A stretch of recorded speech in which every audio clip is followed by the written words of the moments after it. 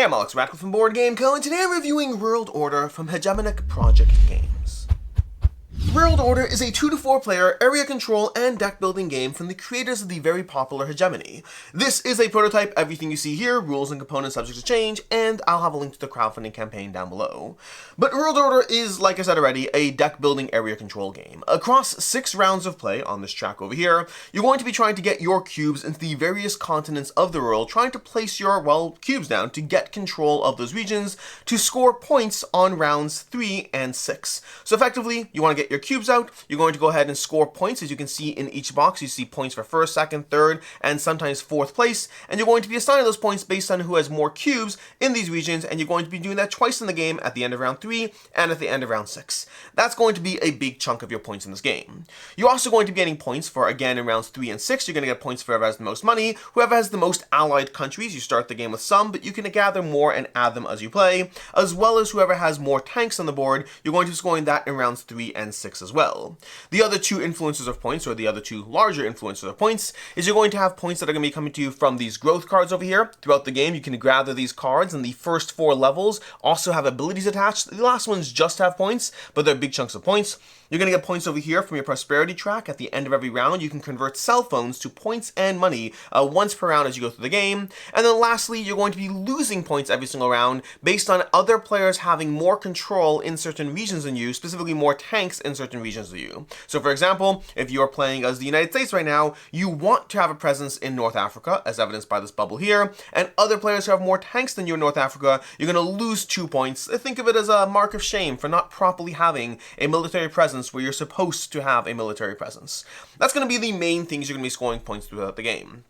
As far as the turn cycle, or as far as the sequence of play, in each round you're going to go ahead and draw 6 cards. Those 6 cards are going to give you the actions you take. You're specifically going to be taking 4 actions across the course of the round. Your turn is going to be looking at your 6 cards, picking one, playing it, going to the next player, round and around you go until you've played 4 cards, and then your last 2 cards, or I should rephrase that as however many cards you have left in your hand, which will generally be 2, but there are things you can do to draw extra cards. Those last cards are going to give you something, usually money, as well as giving you points to buy new cards. Like I said already, this is a deck building game, so you're going to be adding new cards to the top of your deck as you buy them, which is great because it means you get the benefit from them right away, and those cards are going to be stronger, more powerful cards that are going to let you do more stuff in the game. So again, you take your hand of cards, your hand of 6 cards, you play 4 of them. The last cards remaining in your hand dictate what you can buy, as well as money and or other things you're going to get.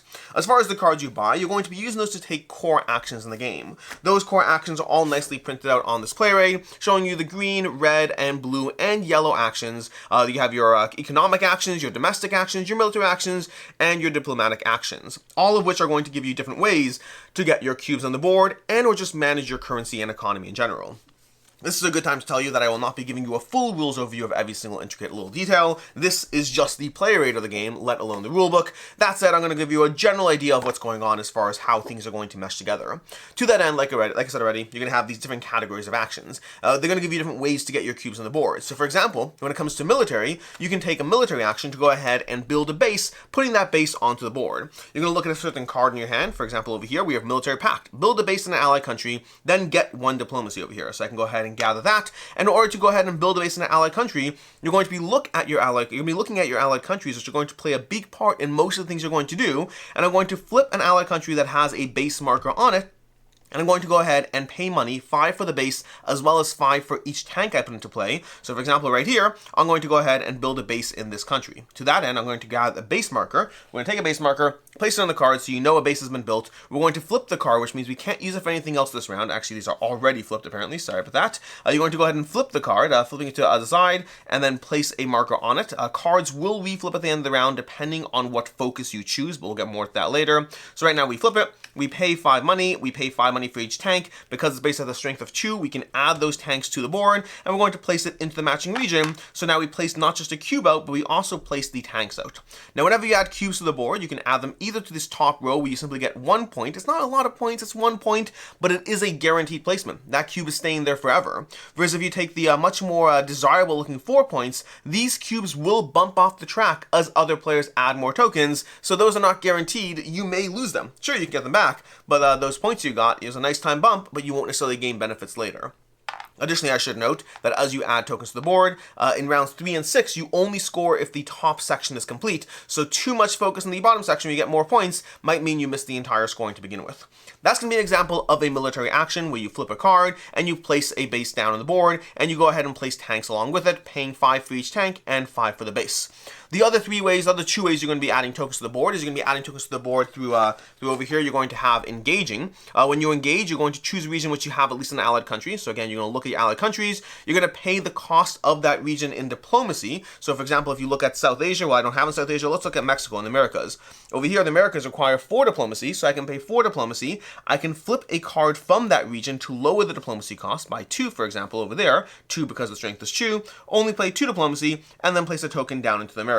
That's going to be the other way you can get tokens on the board. And the third way you can take tokens on the board is going to be investing. When you invest in a country, you're again going to have to choose an allied country. In this case, I'll choose Europe. You're going to pay the cost shown on the card, so I pay 10 money. I flip the card. Again, you're constantly flipping cards to power up your actions. You put an investment token onto the card, which is going to give you a recurring 3 income every single round, and then you put a cube down into Europe over here. Those are going to be the 3 ways you're getting tokens onto the board. You're getting your area control going, but there's a bunch of other actions you can take. You're going to be taking actions to move armies around the board. Sure, you got your initial positioning, but you might want to move them. And again, those are going to have an influence in terms of getting people to lose points at the end of every round, but also they're the tiebreaker whenever there's an even amount of cubes. So while they don't have as much presence themselves, they do factor into those tiebreakers and losing points every single round. You're going to be dealing with exporting and importing, which is going to be a huge aspect to managing your economy because these will very quickly run out if you're not careful. And when you export, each country has their own amount of exports and imports they can do, and you can look at the allied countries as well as the starter card to determine how much exporting and importing you can do. I talked a lot about these allied countries. What I haven't talked about is how you can get more of them, because there's going to be an improved relations action on many of these cards over here. So improved relations, you can see this over here, and you're going to choose countries on the board and then go ahead and pay diplomacy to gain those countries. So maybe I go ahead and I take a look at Australia over here. Maybe I want to add Australia to my board. I pay 3 diplomacy because that's the cost over there. I take this and I have a new allied country that I can benefit from in order to power up anything from, well, any of the actions, to placing new bases on the board, to doing new investment actions, or to go ahead and getting diplomatic focus. This one, I could flip this and reduce the cost to 2 and put a new cube down. So those cards are going to be a big part of, well, everything. And then lastly, there's going to be growth. Growth is going to be an action where you can go ahead and gather these cards over here. That's going to be where you pay the cost shown on the card, you pay a growth action, which I may have in my hand. Here we go. Get a growth card or produce 3 resources. And when you get a growth card, you're going to gain the benefit on those cards, which will give you ongoing abilities, as well as the points on those cards. You can get nice chunks of 18 points over there on those last 2 cards. That's going to be the core structure of the various actions you're going to be taking. Again, there's 8 core things you're doing, all nicely printed on this player base, on this player aid. 3 of them are going to be giving you ways to put down new tokens, and then you have the other ones that are going to manage your economy, get those growth cards, produce resources, things like that as you go through the game. Now, when you're done with all of that, when you get to the end of round, you're going to go through the end of round steps, so one of which is going to have you losing points based on who has more military presence in certain regions, but you're also going to be focusing on what your focus is over here. You're going to have an opportunity to increase your prosperity, paying in cell phones. So for example, I can go down there, go up 2 points, and get 10 coins. You can get a whole chunk of extra points as you go through if you focus on this throughout the game, but you're also going to have the opportunity to choose a focus for the next round. Those focuses are going to define how many of these cards you ready, because you're going to need to flip these cards back up in order to power your actions, but you can flip anywhere between 1, 2, or 4 depending on which focuses you do. Or for example, if you chose diplomatic initiative in the growth card, whenever you focus, you're going to ready an additional country. That will give you a lot more flexibility, but you're giving up the alternative one of increasing 2 of your productions. You see, but you're also going to be managing your productions. In addition to choosing a focus, which will choose how many cards you ready, as well as giving you different benefits in the game, you're also going to be gaining basic productions over here, which will produce more resources, and depending on which box you choose, you can produce further, producing more tanks, more diplomacy, or more cell phones on briefcases. Cell phones are going to be used for prosperity, and briefcases are going to be used for those growth cards, in addition to all the importing and exporting you'll be doing. That's kind of a general idea of the game. There's a lot of small little minuscule things we're not really getting into, but they will matter. These are things you're going to want to learn as you play the game, but the general arc is across 6 rounds of play, you're going to be drawing 6 cards into your hand, playing playing 4. The remaining ones are going to determine some extra resources you get, as well as the cards you can buy, adding those to your deck. Those actions you take with those cards you do play are going to let you choose how to put more cubes onto the board, as well as managing your economy, which will be an essential aspect to be able to continuously power through placing more cubes on the board. At the end of round 3 and 6, you're going to have scoring rounds, where you're going to get nice chunks of points for whoever has the most presence in all the regions, as well as these 3 scoring markers in there, and that's most of what you need for the game. The last thing I'll focus on before we dive into review is going to be these cards over here, because you have 5 special cards that each faction gets. They're going to be asymmetric cards over here. You're going to shuffle these up and pick 2 of them, and they're going to define 2 special actions you have available to you throughout the game. At any point, you can choose to play a card for its actual card ability, or you can choose to discard a card for $10, or you can choose to discard a card and take one of your powerful actions instead, and these are going to be stronger cards that, for example, R&D Champion, get a growth card, then get another growth card. That's 2 growth cards from a single card, which is very, very powerful, especially if you get that up and running early, although of course you need the resources to pay for those growth cards. And with that, we're going to go ahead and dive into our review of World Order, starting off with ease of play. Ease of play, I do find a little tricky in the sense that the basic arc of how things go, I find fairly straightforward. If you played a deck building game, an area control game, these are going to be familiar concepts. You have points you score in different regions, you just have to have more cubes there. You're going to have basic deck building, you take 4 actions, the remaining cards. If you've played Dune Imperium, you already know about cards remaining in your hand, or Endless Winter for that matter. So this takes concepts most gamers are going to be fairly familiar with, and they're pretty easy to understand. Where you start to get a little more into it is there's a lot of intricacies to each action, as well as the powering up of how these cards, of how your allied countries are effectively an essential resource for so much of what you do. So I do find that the ease of play as an overarching idea of how to play, fairly straightforward. But when you start getting into the weeds, there's a lot of information, both in terms of the technical how to play, but also the strategy of how it all comes together, which can be a bit overwhelming. As far as game time can run fairly long. Your first games of World Order may well last 4 hours or more. You can certainly get that down to 3 hours, maybe even a little less, but it is definitely a longer game, especially if you aren't trying to rush your way through it. I believe the box says 120 to 180. I guess I buy that. I think BGG said 90 to 120, which I do not buy. The 120 to 180, that I buy. Once you're better at the game, once you know the game more. As far as what I like, don't like, and can see others not liking, starting off with what I like. In general, the progressive deck building is going to feel very powerful in the game. You're going to be starting off with a fairly basic hand of cards. You have your 12 cards to start off with, 2 hands of 6 cards, and there's a lot you can do with those, but as you start adding cards that are just basically more powerful versions of things you're already going to do, because they're all going to reference core concepts: build a base, improve relations, trash a card, train armies. These are all concepts you know about from the basics of the game, but the complexity of what you can do with them is going to feel much stronger. When you add those cards to your hand, when you place them on top of your deck, which I like that as well, because you get them right away. But as soon as you place them on the top of your deck and you start drawing them, you're going to feel like you can do more with your turns, and these are already incredibly impactful turns. Every single turn feels like you are shifting the balance of power, because that's what you're doing. This game is all about shifting the balance of power.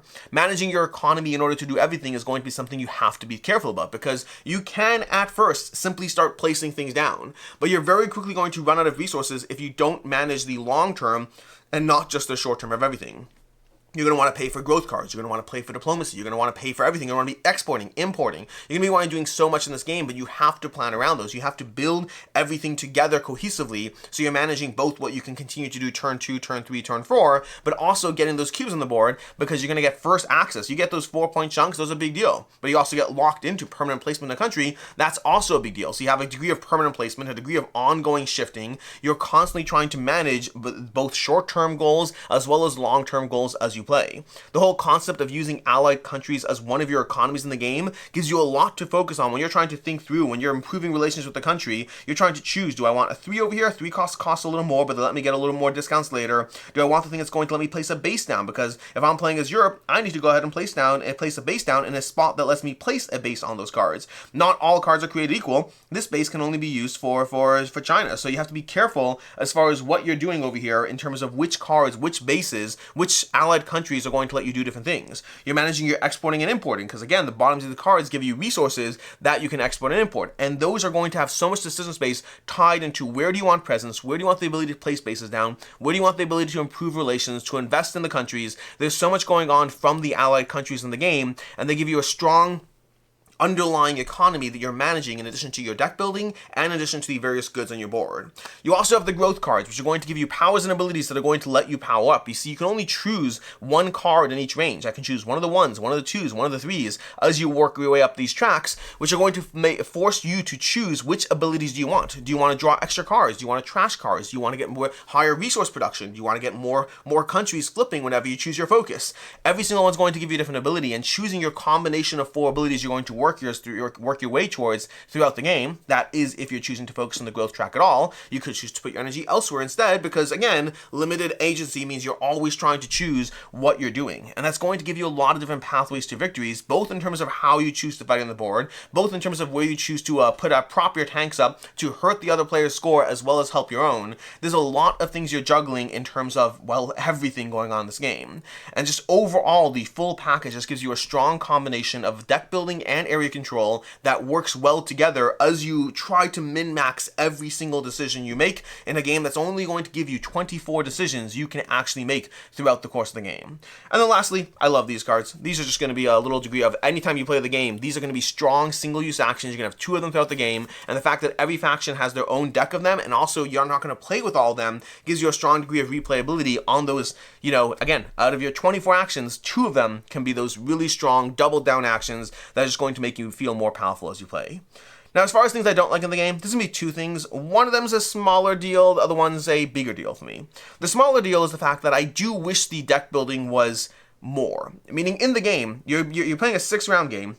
You only deck build at the end for the next round, which means you're only really deck building 5 times. 1, 2, 3, 4, 5, and then in round 6, there's nothing to deck build for. The game's over at that point. So you're building towards your deck. You're trying to deck build throughout at the end of each round, but you're only adding a few cards across the entire game, and you start with a deck of 12 cards. But you're not starting with a small deck. You're starting with 12 cards already. The cards you add, granted, they go on top of the deck, but you're only going to be buying a few cards. Like in the starting rounds, you're going to be buying 1 card a round. As you get to further on, you might be able to buy more, but it's still going to be a limited amount of cards you're buying, and each card you do buy, you're only going to get to try a limited amount of times. The ones you buy in the first round, you might see 2, 3, maybe 4 times if you're really lucky, depending on what degrees of drawing cards you have managed to add to your engine. But as you go further into the game, you're going to see those cards less and less, which means this really is a game that has deck building as a core mechanic, and the cards you draw feel really powerful, but I wish they had so much more of an impact to your overall ability to improve and manage your deck. As it stands, they feel very significant, but very short, strong, significant punches, as opposed to a lot more going on. So I wish the deck building was more integral, or more happening there. The bigger complaint for me is just going to be the game time, as well as the game onboarding. This is a game that has a lot of technical small details. I think your first game is going to be almost a write-off in terms of just getting people up and running and trying to get them to learn the game, to play through it. This is a game I've played several times now, and I still have not gotten this down. I've barely gotten it down to under the 3-hour mark for my last game. It is a game that is it takes time to teach people, it takes time to play it, it takes time to just this is a longer game. And this is not going to be anything that's going to scare off your typical Hegemony player. If you're a fan of their previous game Hegemony, that's a game that's even more complicated to teach and even longer. I think this is shorter than Hegemony and less of a teach, but it still is in that upper range that makes it one that's going to be slightly harder to actually pull out and table on a regular basis. As far as what I can see others not liking, first of all, allied countries as an economy in the game, it's very not intuitive, and more importantly, there's a lot of information packed on these cards. And because this information all affects different actions, whether you're choosing to spend diplomacy or money, or have that money, are you spending the 15, are you spending that for the base building, for the investing? I do find this something that trips people up a lot, because you have an entire sub-economy on these cards where so many actions are going to rely on you flipping these cards and then paying attention to one of the pieces of information on that card, and they're not always the same. So this is just something that I find does trip people up a lot, both in terms of the teach, as well as when you're making decisions throughout the game. And then also, to a certain extent, you are guided down certain pathways based on the country you choose, because countries are not created equal in this game. Your decks over here are going to be asymmetric, but also your player boards and your abilities and the things you do, there's going to be small degrees of asymmetry attached to them, and that is going to push you a little bit in one direction over another as you play. If you're playing as America, you're going to be forced to spread a little bit more across the board and try to focus on getting more presence in different regions. You'll literally be penalized for not doing so. If you're playing as the People's Republic of China, you're going to be be focusing a bit more on trade, or at least you should, because your board and your cards lean into that. And so the game does guide you a little bit down those pathways, and it's up to you to see how much that bothers you or impacts your game experience. As far as final thoughts on World Order, this is a game that I both really, really enjoy, and also don't know how often this type of game gets tabled for me because of the length and the complexity of it. And again, I do think this is coming in better than Hegemony. Hegemony, their previous game, was already a game that I very much enjoy, but I've said many times, it's not a game I'm ever teaching. It's not a game that I own. It's a game that I'm always happy to play because I think it's brilliantly designed, but I just don't have, I don't want to teach 4 different roles to different people every time I play a game. World Order is coming in significantly better than that. I think the game leans into things that I enjoy more. It leans into deck building and area control, which are 2 genres that I very much enjoy in the world of board games, but it also does so with, again, an easier to teach game, but still a game that has you looking at this player rate quite a lot as you go through it. It's a great player, and I'm very happy they gave it to you, but it's information that you actually need. The players are going to be constantly referencing these to find out what the import-export costs are, what the roles of each action are, because not everything is defined on the cards. You're constantly referencing this, you'll need to reference it, and so it still is a game that is a lot going on, and it will play in a longer time frame, which does hold it back for me.